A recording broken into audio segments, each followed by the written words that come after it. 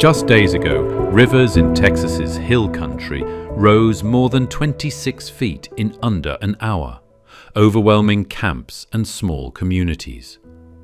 Cabins and cars were torn from the earth, families swept into darkness. In Kerr County alone, dozens of lives were lost, and many more are still missing. It is already the deadliest flash flood event in the United States in nearly half a century. A stark reminder of how quickly rivers can turn deadly. And Texas is far from alone. In 2022, Pakistan faced a catastrophe as floods swallowed nearly 1/3 of the entire country, leaving over 1,700 people dead and causing $40 billion in damage. Just a year before that, Germany's Ruhr Valley was ripped apart by sudden floods, taking more than 180 lives overnight. From Miami to Manila, water keeps rising, catching communities unprepared. Floods that were once rare are now a regular part of the headlines. But it's important to remember, flooding itself is not new. For thousands of years, the Nile's annual floods sustained Egyptian civilizations. Across Asia, monsoon waters still bring life to rice paddies. Floodplains were nature's breathing spaces, where rivers could gently overflow, nourishing the land. So what changed? Since the Industrial Revolution, Earth has warmed by about 1.2 degrees Celsius. That means our atmosphere can now hold roughly 7% more water for every extra degree of warming, fueling storms that dump more rain more quickly than ever before. Global flood disasters have increased by 134% in the last 50 years. In Asia, the number of major flood events has more than doubled since 1980.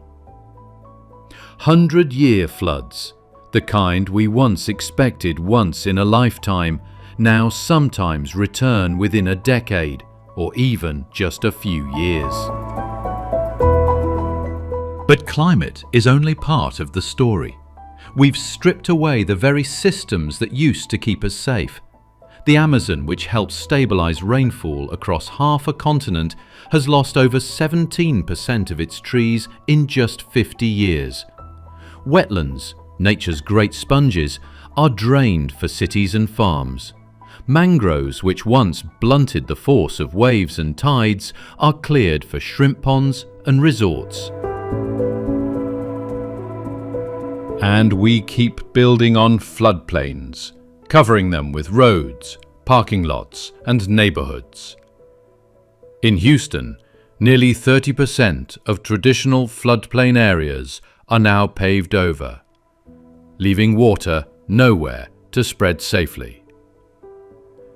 So when heavy rains come, as they did with Hurricane Harvey in 2017, dropping over 60 inches of rain, the flood has no choice but to invade our homes and streets.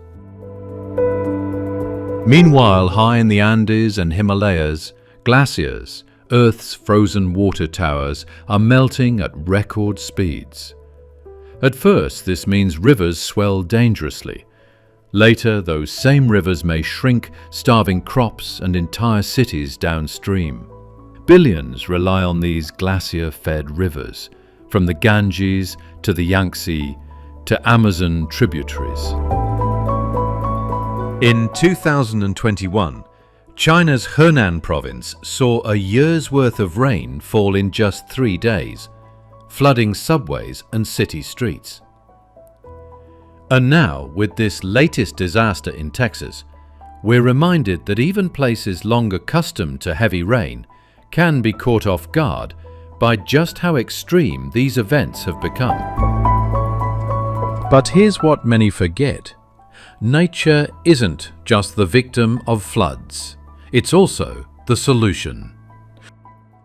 In Bangladesh, villagers are planting mangroves again, shielding their homes from tidal floods. In Mexico City, communities are reviving wetlands to hold back dangerous surges.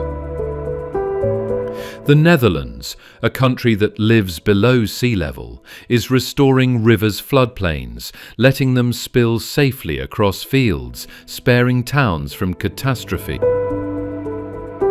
Forests act like enormous umbrellas.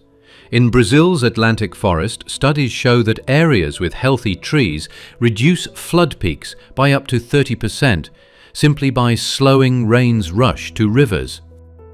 Where roots are gone, water races off hillsides in torrents, tearing soil and lives apart.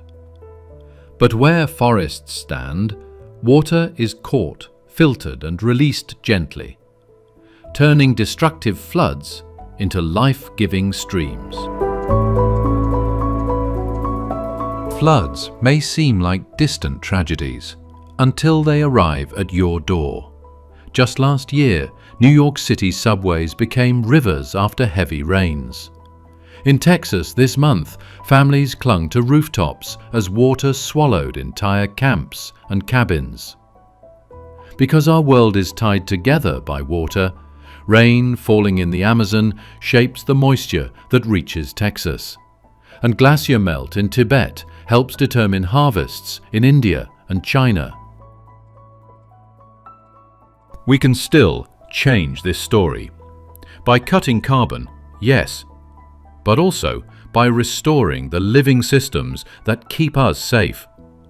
Planting forests, protecting wetlands, and giving rivers room to breathe.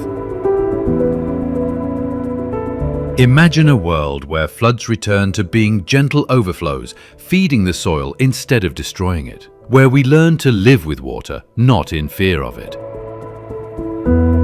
If you believe in that vision, in a future where people and our living planet thrive together, we'd love for you to join us. Subscribe to We and the Living Planet, like this video and share it. Because the more we understand why these floods keep coming, the closer we get to building a world where they don't have to.